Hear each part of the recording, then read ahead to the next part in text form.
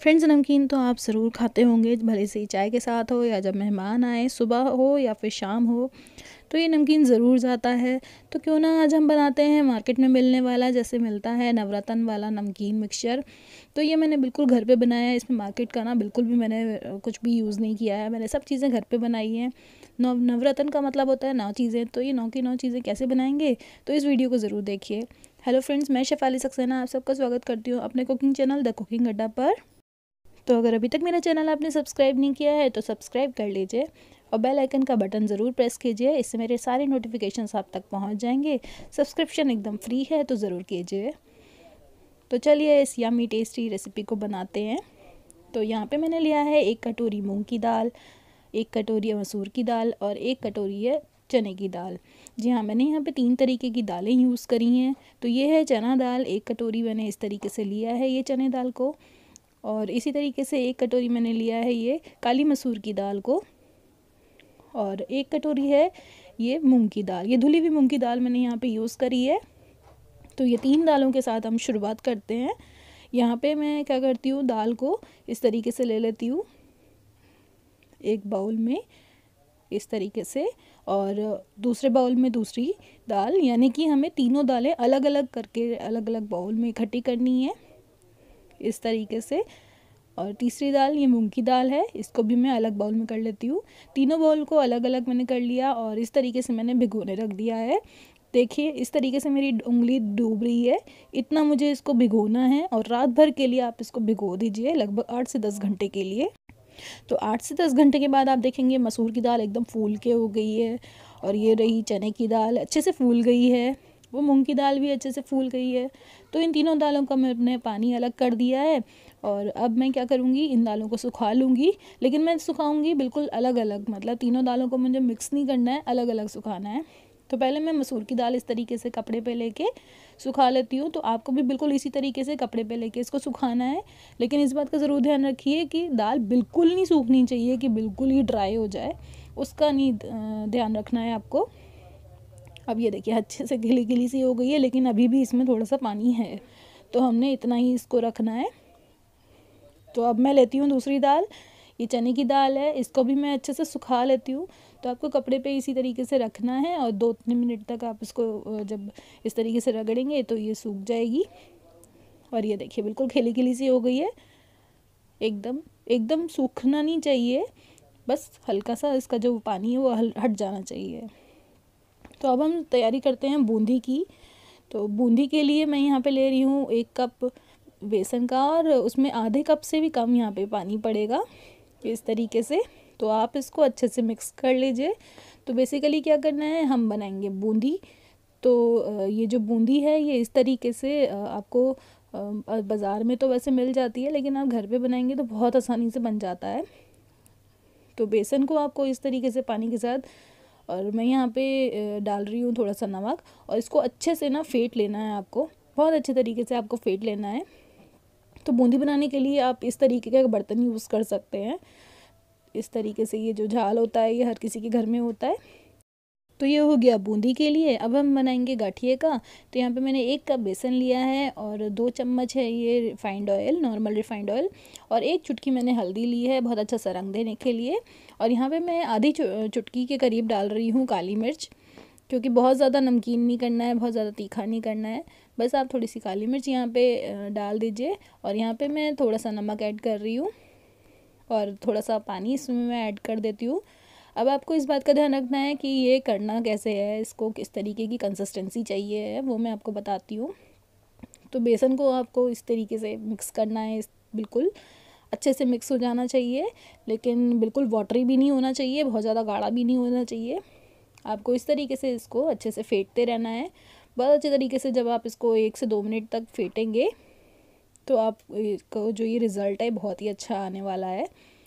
तो इस तरीके से आप इसको अच्छे से मिक्स कर लीजिए।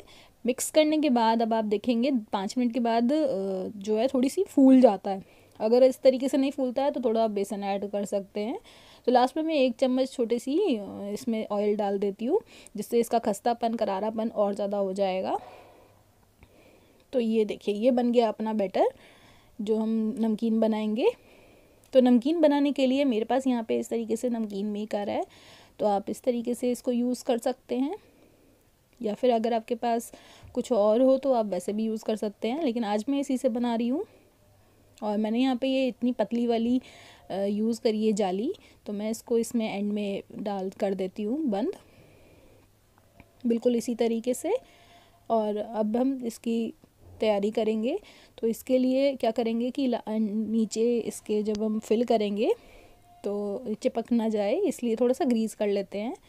अब क्या करेंगे, तेल गरम कर लेते हैं। यहाँ पे बिल्कुल अच्छे से तेज़ गरम होना चाहिए तेल, इस बात का ज़रूर ध्यान रखिए। और जो हमने बूंदी का मिक्सचर बनाया था, आप इस तरीके से झाल के ऊपर डाल के बूंदी का मिक्सचर बनाइए। जो झाल है वो थोड़ा ऊंचा हो रहा है, क्योंकि जितना आप ऊंचाई से आप बूंदी को गिराएंगे उतनी वो गोल बनेगी, उतनी वो अच्छी खस्ता बनेगी।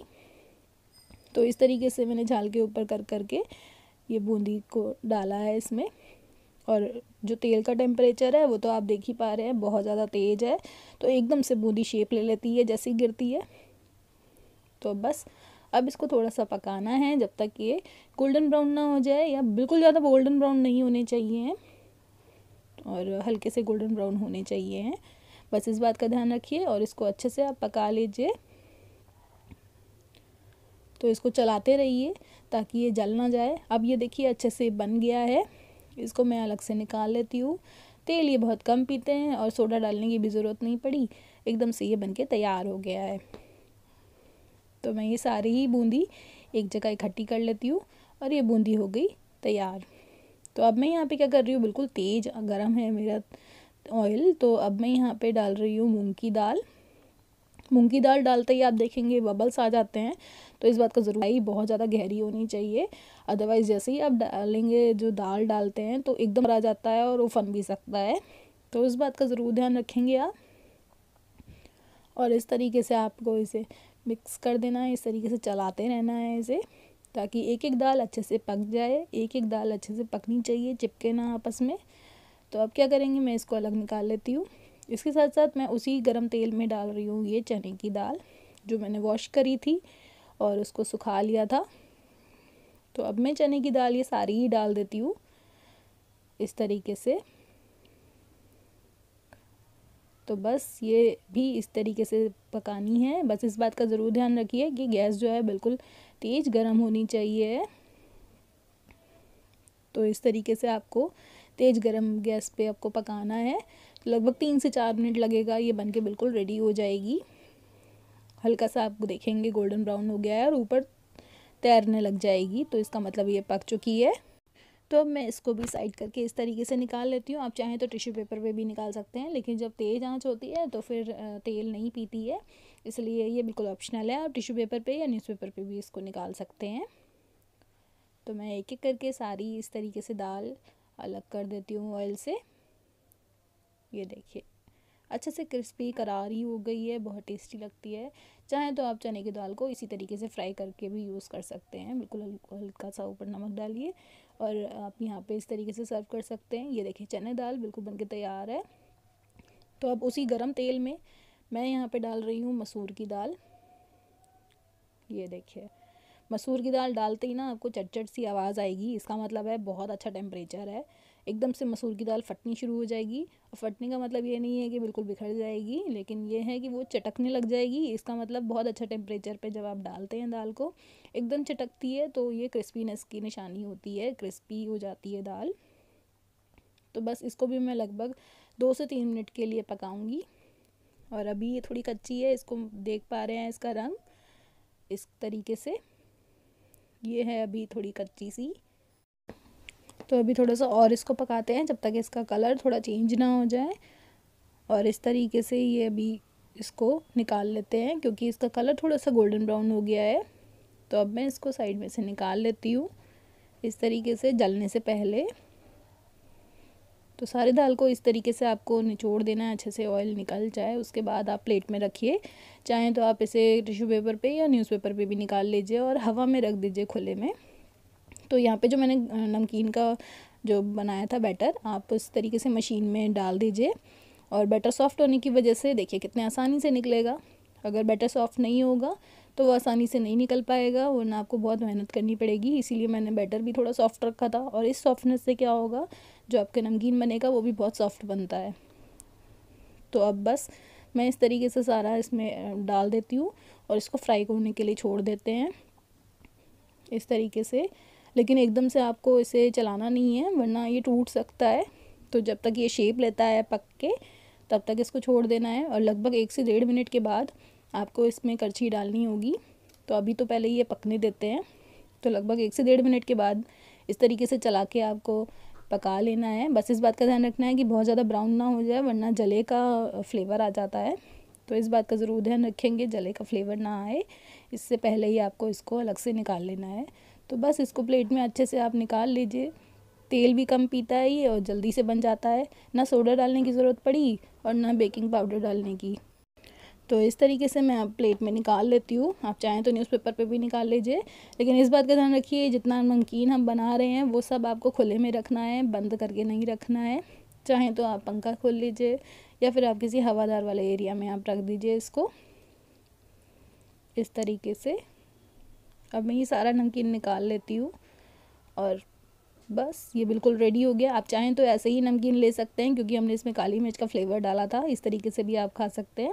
तो अब मैं यहाँ पे डाल रही हूँ 1 कप भर के, ये है पोहा। इसको भी मैं फ्राई कर लेती हूँ, और इसको फ्राई करने में तो बहुत देर लगती नहीं है। ये तो बस जैसे ही डाला वैसे ही निकाला। तो आपको बिल्कुल ऐसे ही करना है, बिल्कुल डालना है इस तरीके से, हल्का सा चलाना है जैसे मैं चला रही हूँ, और बस ये हो गया है। अब मैं इसको निकाल लेती हूँ। इसके बाद मैं 1 कटोरी डाल रही हूँ मूंगफली का। इसको भी मैं अच्छे से फ्राई कर लेती हूँ। और कलर देखिए इस तरीके से डार्क हो जाएगा, तब आप इसको निकाल लीजिए। तो ऐसा ना हो कि मूंगफली कच्ची रह जाए, तो इस बात का ज़रूर ध्यान रखिए। कलर ऊपर से डार्क हो जाना चाहिए इसके छिलके का, तो यानी कि ये छिलका भी पक जाएगा और खाने में मुँह में नहीं आएगा। तो अब मैं यहाँ पे मुट्ठा भर के डाल रही हूँ बादाम का। ये बिल्कुल ऑप्शनल है। तो बस अब ये बादाम भी अच्छे से ना फ्राई कर लूँगी, ताकि ये जो बादाम का फ्लेवर है ये भी बहुत अच्छा सा आ जाए और बादाम बड़े अच्छे से क्रिस्पी भी हो जाए। इस तरीके से आपको चलाते रहना है, बस इस बात का ध्यान रखना है बादाम जलने नहीं चाहिए, बस क्रिस्पी हो जाने चाहिए। इसको अच्छे से चलाते रहिए। और बस अब ये जब ब्राउन हो जाएंगे तो अब मैं इसको निकाल लेती हूँ इस तरीके से। तो बस अब ये बादाम भी बिल्कुल रेडी हो गए हैं, मैंने इस तरीके से निकाल लिए हैं। और इसके साथ साथ अब मैं यहाँ पे डाल रही हूँ काजू के 20-25 काजू हैं, इनको भी मैं फ्राई कर लूँगी। इस बात का ध्यान रखिए गैस आप बंद कर दीजिए, क्योंकि कढ़ाई जो होगी बहुत तेज़ गर्म होगी और काजू बहुत जल्दी पकता है, तो हमें उसे जलाना नहीं है।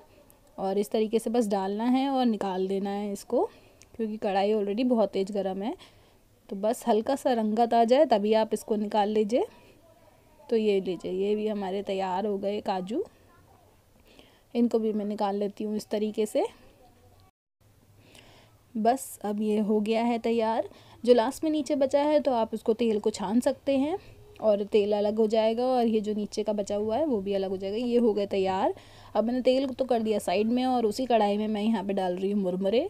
तो ये लगभग 1.5 से 2 कप मैंने मुरमुरे डाल दिए हैं, और इस तरीके से मैं इसको हल्का सा बस भून लूँगी, ताकि ये भी अच्छे से क्रिस्पी हो जाएँ। तो इनको तलने की ज़रूरत नहीं होती है, हल्का सा ऐसे भून लेते हैं तो ये फिर क्रिस्पी हो ही जाते हैं। तो बिल्कुल इसी तरीके से इसको भी मैं अच्छे से भून लूँगी। लगभग 1 से 1.5 मिनट में ये भुन के बिल्कुल तैयार हो जाएंगे, और ये खाने में भी बहुत टेस्टी लगते हैं। तो सोचा यही डाल दिया जाए, ये बहुत आसानी से अवेलेबल भी होते हैं, तो आप इसको ज़रूर डालिए। तो बस अब ये हो गया है बिल्कुल तैयार। गैस की आंच आप बंद कर दीजिए। अब ये देखिए ये बिल्कुल बनके तैयार हो गए हैं। ये है चने की दाल, ये है मुरमुरे एकदम क्रिस्पी हो रहे हैं, और ये है मसूर की दाल एकदम क्रिस्पी बनके तैयार हो गई है। और ये हमने जो अभी नमकीन बनाया था बेसन का वो भी है एकदम, देखिए बिल्कुल सॉफ्ट है ये, क्योंकि हमने डो भी इसका बिल्कुल सॉफ्ट बनाया था। तो अब हम तैयारी करते हैं इसको मिक्स करने की। तो यहाँ पे मैंने मुरमुरे ले लिए हैं, और ये जो हमने दो नमकीन बनाया था बेसन का, तो ये बेसन का नमकीन मैं इस तरीके से तोड़ देती हूँ। तो अगर आपको थोड़े बड़े बड़े चाहिए तो आप इस तरीके से छोड़ सकते हैं, या फिर छोटे चाहिए तो आप और उसको तोड़ सकते हैं इस तरीके से। तो मुरमुरे के साथ तोड़ना थोड़ा आसान हो जाता है, इसलिए मैंने पहले मुरमुरे ले लिए थे इसमें। इस तरीके से आप इसको थोड़ा सा तोड़ लीजिए। अब हम डालते हैं ये मूंग की दाल जो मैंने फ्राई करी थी, बिल्कुल क्रिस्पी फ्राई हुई है। तो ये मूंग की दाल भी मैं इसमें ऐड कर रही हूँ इस तरीके से। इसके साथ साथ मैं यहाँ पे डाल रही हूँ मसूर की दाल। ये भी बहुत बिल्कुल क्रिस्पी हो गई है और एक एक दाना बिल्कुल अलग हो गया है। और बस अब इसके साथ साथ अब मैं यहाँ पे ऐड करूँगी चने की दाल। तो ये चने की दाल भी मैंने यहाँ पे ऐड कर दी है। अब चने की दाल के साथ साथ हमने बनाई थी बूंदी, तो ये यहाँ पे मैंने बूंदी भी ऐड कर दी है। और अब मैं यहाँ पे ऐड कर रही हूँ जो मैंने चिवड़ा जो था वो फ्राई किया था, वो भी मैं इसमें ऐड कर देती हूँ इस तरीके से। उसके साथ साथ मैं मूंगफली, बादाम और काजू, ये तीनों चीज़ें भी मैं इसमें अच्छे से ऐड कर देती हूँ। और अब हम इसको हाथों से मिक्स कर लेंगे, यानी कि हमारा जो ये नमकीन बना है इसको मैं मिक्स करके एक मिक्सचर की तरह बना लेती हूँ इस तरीके से। ये देखिए एकदम खिला खिला बना है, ऑयल भी नहीं लगेगा हाथों में और अच्छे से ये मिक्स भी हो जाएगा और खाने में भी बहुत टेस्टी लगेगा। लेकिन ये नमकीन है अभी आधा अधूरा, अभी तो इसका मसाला बनाना बाकी है। तो बस अब मैं इसको अच्छे से मिक्स कर लेती हूँ। ये देखिए एकदम बन के तैयार हो गया है। अब क्या करते हैं, इसका मसाला बनाते हैं। यहाँ पे मैंने लिया है एक बड़ी लाल मिर्च और ये कुछ लौंग है, कुछ काली मिर्च है, नमक है, एक बड़ी इलायची है और एक छोटा सा टुकड़ा डाला है मैंने दालचीनी का। इन सबको आप पीस लीजिए इस तरीके से। मैंने कूट लिया इसको और अब मैं इस मसाले में डाल देती हूँ और इसको मिक्स कर लेती हूँ। अगर आपको लगता है कि नमक मिर्ची थोड़ी कम है तो आप इसमें और ऊपर से डाल सकते हैं, ये आपके ऊपर डिपेंड करता है। लेकिन इतने मिक्सचर के लिए इतना मसाला काफ़ी रहता है। और लास्ट में मैं यहाँ पे चाट मसाला भी ऐड कर देती हूँ और इसको मैं मिक्स कर लेती हूँ। चाट मसाला मैंने बहुत ही कम यूज़ किया है, आप चाहें तो थोड़ा और ज़्यादा भी यूज़ कर सकते हैं। बस अब ये मिक्स होने के बाद बनके तैयार हो गया है। आप इसे एयर टाइट कंटेनर में रख दीजिए, लेकिन ध्यान रखिए एकदम से ठंडा होना चाहिए, तभी आप एयर टाइट कंटेनर में इसको रख दीजिए। तो ये बनके तैयार हो गया है। मेहमान आए तो उसको सर्व कीजिए, चाय के साथ सर्व कीजिए, होली के ओकेजन पे भी ज़रूर सर्व कीजिए। रेसिपी पसंद आए मुझे ज़रूर बताइएगा। Thank you.